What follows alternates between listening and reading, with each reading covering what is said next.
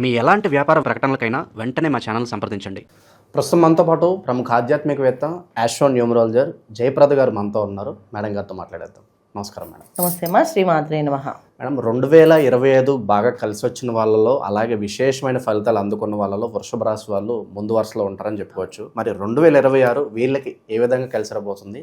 ఓవరాల్గా హిట్టా ఫట్టా ఏ విధంగా ఉండబోతుంది? సంవత్సరం అంతా కూడా ఎటువంటి జాగ్రత్తలు తీసుకోవాలి? తప్పకుండా వృషభ రాశి వాళ్ళకి 2026 కొన్న కలిసి వస్తుంది. ఎందుకంటే వీళ్ళకి లాభస్థానంలో శనేశ్వరుడు, దశమస్థానంలో రాహువు, లాభస్థానంలో శనేశ్వరుడు. శని రాహువులు ఇద్దరు కొన ఇచ్చే ఫలితాలు ఎప్పుడు కొన ఒకేలాంటి ఫలితాలు ఇస్తారు. అయితే రాహు దశమస్థానంలో ఉండడం వల్ల కాస్తంత వీళ్ళకి ఏదో ఉద్యోగంలో పెద్ద లాభాలు వస్తాయి, ఇంకో వేరే ఉద్యోగానికి వెళ్ళచ్చు, కొత్త వ్యాపారం చేసుకోవచ్చు అని ఒక ఊహల్లోకి వెళ్ళి తేలడం తప్ప అది పర్సనల్ జరగదు. ఎందుకంటే ఇక్కడ లాభస్థానంలో శనేశ్వరుడు ఉన్నప్పుడు మనకి ఏదైతే కర్మ ఏదైతే ఉందో దాన్ని అనుభవించాలి. అయితే ఏంటంటే ఇక్కడ లాభంలో ఉన్నారు కదా, మనకి ఆయన కర్మ ఎందుకు అనిపిస్తుంటే ఆయన కర్మాధిపతి, కర్మకి అధిపతి కనుక ఆయన ఎటువంటి కర్మలైనా మనం అనుభవించాల్సింది. అది మంచి కర్మైనా చెడు కర్మైనా అనుభవించాల్సింది. సో మంచి కర్మలు ఏమున్నాయి ఆయన లిస్ట్ అవుట్ చేస్తాడు. ఆ లిస్ట్ అవుట్లో మనకి ఈ ఉద్యోగంలోనే సుఖం ఉంది, ఈ ఉద్యోగం చేయాలనుకున్నాళ్ళు ఇంకా వీళ్ళు పెద్ద ఉద్యోగానికి వెళ్ళే అవకాశం లేదనుకోండి, వీళ్ళు మాయలో పడి ఆ ఉద్యోగంకి వెళ్ళడం, అక్కడ రాకపోవడము, మళ్ళీ వెనక్కి రావడం, మళ్ళీ ఈ ఉద్యోగాన్ని బతిమాలి ఉండడం అని జరుగుతుంది. అందుకేనంటే ఉన్నవాళ్ళు ఉన్న స్థానంలోంచి బయటికి వెళ్లకుండా ఉంటే చాలా మంచిది.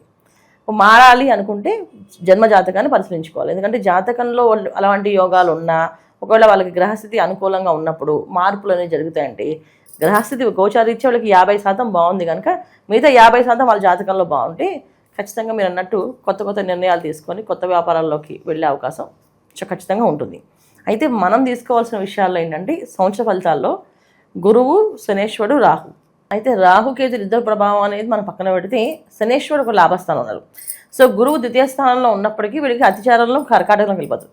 ఈ సంవత్సరం అంతా వీళ్ళకి గురువు అనే అనుగ్రహం అనేది చాలా తక్కువగానే ఉంటుంది. ఎక్కువ అనుగ్రహం ఉంటుందని చెప్పలేం.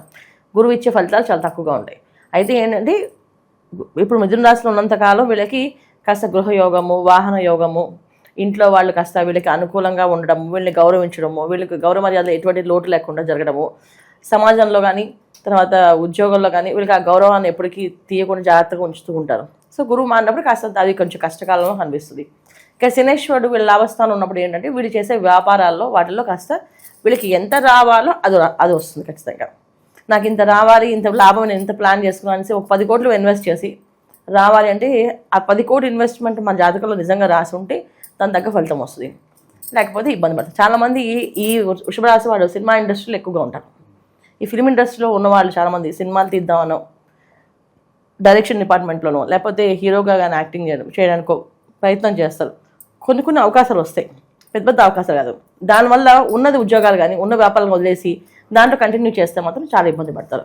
సో ఇది మనం చూసుకోవాల్సింది. ప్రొఫెషనల్స్ వాళ్ళందరూ కూడా శనేశ్వరుడు లాభస్థానంలో ఉన్నప్పటికీ కూడా మనం చూసుకోవాల్సింది ఏంటంటే ప్రొఫెషనల్గా ఉన్నవాళ్ళు ఖచ్చితంగా ఇది మాకు యోగిస్తుందా యోగించట్లేదా అనేది చూసుకొని ముందుకు వెళ్ళాలి. ఎందుకంటే ఇవాళ వీళ్ళకి ఎటువంటి కష్టం పెట్టకూడదు అని సినిమా కూడా అనుకున్నాను అనుకోండి, ఈరోజు ఏ కష్టం ఉండదు, అలాగని ఏ పని కూడా ఉండదు. ఇప్పుడు రోజంతా ఇంట్లో ఖాళీ కూర్చున్నాం, వర్క్ ఏం లేదు, అప్పుడు ఏం చేస్తాం? ఆఫీస్కి వచ్చాము, ఆఫీస్లో కూడా వర్క్ ఏం చెప్పలేదు, కూర్చున్నారు ఖాళీ. అంటే అదే మన అనుభవించేసిన అదృష్టం అనమాట. అంటే ఏ వరకు చేయలేదు కనుక అది అదృష్టం కింద తీసేసుకుంటారు. అది శనేశ్వరుడు ఖాతా అలాగే ఉంటుంది. సో ఇవాళ ఏ కర్మ అనుభవించకూడదు, వీళ్ళు సుఖంగా ఉండాలి అనుకుంటే వదిలేస్తారు ఆయన. ఆ సుఖం బ్రహ్మాండంగా రావాలి, అదే ఒక పాయింట్లో మనం ఏదో ఒక వర్క్ చేస్తాం, అది చాలా బాగా హిట్ అయ్యింది, బాగా ప్రమోషన్స్ వచ్చాయి, దానికి బాగా కలిసి వచ్చింది, ఇది మన జాతకంలో ఉంటుంది. మన పర్సనల్ జాతకాన్ని చూసుకోవాలి. జాతకంలో ఖచ్చితంగా అలాంటి అదృష్ట యోగాలు ఉంటాయి. ఈ శనేశ్వరుడు ఆ యోగాలను అడ్డుపడకుండా ఇప్పిస్తాడు. సో అప్పుడు మనకు ఫలితాలు వస్తాయి. ఇది వృషభ రాశి వాళ్ళు తీసుకోవాల్సింది. ఈ సంవత్సరం ముఖ్యంగా విద్యార్థులు జాగ్రత్తగా ఉండాలి. ఎందుకంటే విద్యార్థులకి కాస్తంత ఇబ్బంది, విదేశ యోగాలు కానీ విదేశీ ప్రయాణాలు చేసేవాళ్ళు కానీ కాస్తంత ఇబ్బందిగా, ఏంటంటే ఏదో ఒక మాయలో పడ్డమో ఇబ్బంది పడ్డమో అనేది జరుగుతుంది. ఎందుకంటే వీళ్ళకి సింహరాశిలో కేతువు, దశమ స్థానంలో రాహు, ఈ రెండు ఏంటంటే ఏదో ఒక మాయలో పడ్డానికే వాళ్ళు వర్క్. ఎందుకంటే దశమ స్థానం అంటే ఏమవుతుందంటే మనం చేసే క్రియలు, కర్మలు, ఏవైతే పనులు చేస్తామో ప్రొఫెషనల్గా మనం సక్సెస్ అవుతామో, ముందుకు వెళ్తామో చూస్తున్నది. అక్కడ రాహు బాగాలేదు వీళ్ళకి అనుకోండి, ఖచ్చితంగా మాయలో పడేసి ఇబ్బంది పెట్టి డబ్బులు పోగొడతారు, లేకపోతే కాపాడబడతారు. ఈ రెండు జరుగుతాయి. సో రెండు మన పర్సనల్ జాతకాన్ని చూసుకోవాలి. ఇక మళ్ళీ ఇప్పుడు వీళ్ళకి ఏర్పడే కూటములు, సో దశమస్థానంలో రాహు భాగ్యంలో కొన్ని కూటములు వాటి వల్ల ఉపయోగం ఏం లేదు. వీళ్ళకి 4 గ్రహాలు 5 గ్రహాలు కలిసినా వీళ్ళకి ఉపయోగం లేదు. అయితే శనేశ్వరుతో 4 గ్రహాలు కలుస్తున్నాయి, అది కాస్త వీళ్ళకి లాభస్థానంలో జరుగుతున్నాయి కానీ కొన్ని అదృశ్య యోగాలు కలిసి వస్తాయి. చాలామందికి సినిమాల్లో యాక్ట్ చేసే వాళ్ళకి ఆ సినిమా హిట్ అవ్వడము, డైరెక్షన్ ఛాన్సెస్ బాగా హిట్ అవ్వడము, అది ప్రొఫెషనల్గా టీవీ రంగంలో ఉన్న వాళ్ళకి ఆ ఛానల్ బాగా పాపులారిటీ రావడము, ఇలాంటి జరిగే అవకాశాలు ఉన్నాయి. ఈ అదృష్ట యోగాలు అక్కడక్కడ వచ్చే అవకాశాలు ఎక్కువగా ఉన్నాయి.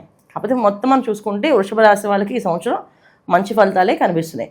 చెడు ఫలితాలు ఉన్నాయి, చెడుగా ఇబ్బంది పడతా అనేది లేదు.